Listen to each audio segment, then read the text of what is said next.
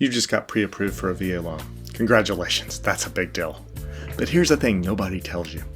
Pre-approval is not a guarantee.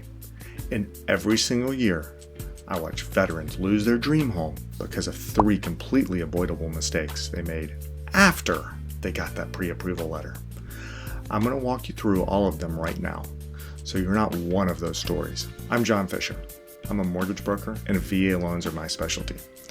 I've helped veterans get to the closing table in all kinds of situations, and I've also seen those deals fall apart at the worst possible moment.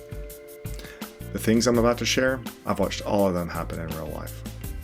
So you've got your pre-approval letter. You're out there making offers. Maybe you've even gone under contract on a house. You're excited. You should be. But this is exactly the moment when people let their guard down. Here's what your lender is doing behind the scenes. They're going to pull your credit again before closing.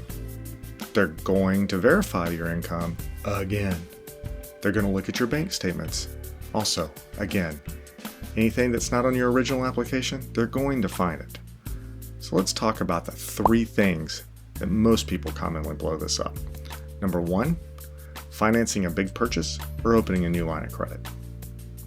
I cannot tell you how many times I've seen this.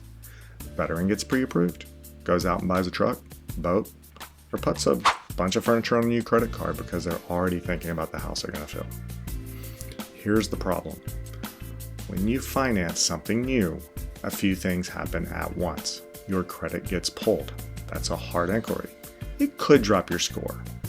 But the bigger thing, you now have a new monthly payment that the lender didn't account for when they calculated your debt to income ratio, and your DTI goes above the threshold.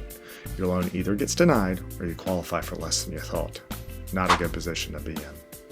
I had a client, great guy, served 10 years. He went under contract on a home and then financed a $45,000 truck 2 weeks later. He thought he had enough wiggle room. He didn't. We had to scramble, restructure everything, and he nearly lost the house. The rule is simple. Do not finance anything. Do not open any new credit accounts until after you have the keys in hand. Keys to the house first, then the truck second. Number 2, changing your job or your income situation. Your lender pre-approved you based on your current employment. Your employer, your position, your income, your history of receiving that income consistently. The moment any of that changes, everything has to be reevaluated. Now, changing jobs doesn't automatically kill the deal. If you're moving to a higher position in this same field, that can actually be fine. But if you're switching industries, going part-time, going 1099, or self-employed, that's where things can get complicated fast. Self-employment's a big one.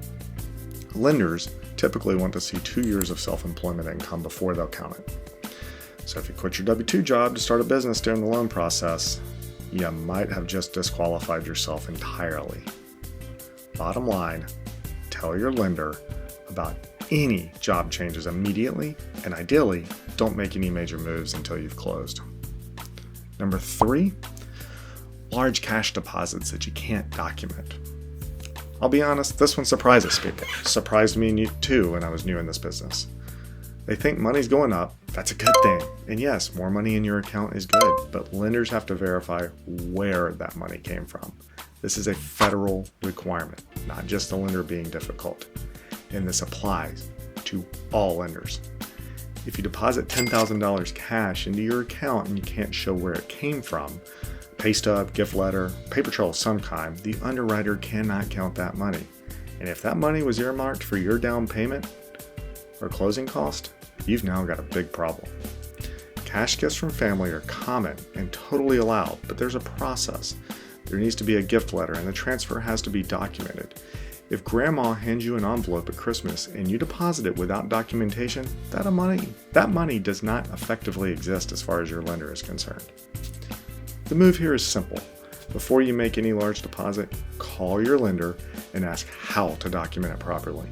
That one phone call can save your entire closing. So to recap, 3 things that kill your VA loan after pre-approval. 1, financing a big purchase or opening new credit. Don't do it until after closing. 2, changing your job or going self-employed. Talk to your lender before you make any moves. 3, making large, undocumented deposits into your bank account. Get the paper trail right. None of these are complicated, but all 3 of them, I've watched them take veterans from almost homeowner back to square one. And that is a painful phone call to make. If you're in the middle of a VA loan process right now and you've got questions, or if you're just starting to think about using your benefit, drop your questions in the comments. I read every one of them, and a lot of my future videos come directly from what you're asking. If you found this helpful, hit subscribe. Every week I'm going to put out new content specifically for veterans navigating the home buying process. What to do, what to avoid, and real talk that a lot of lenders won't give you. I'll see you in the next one.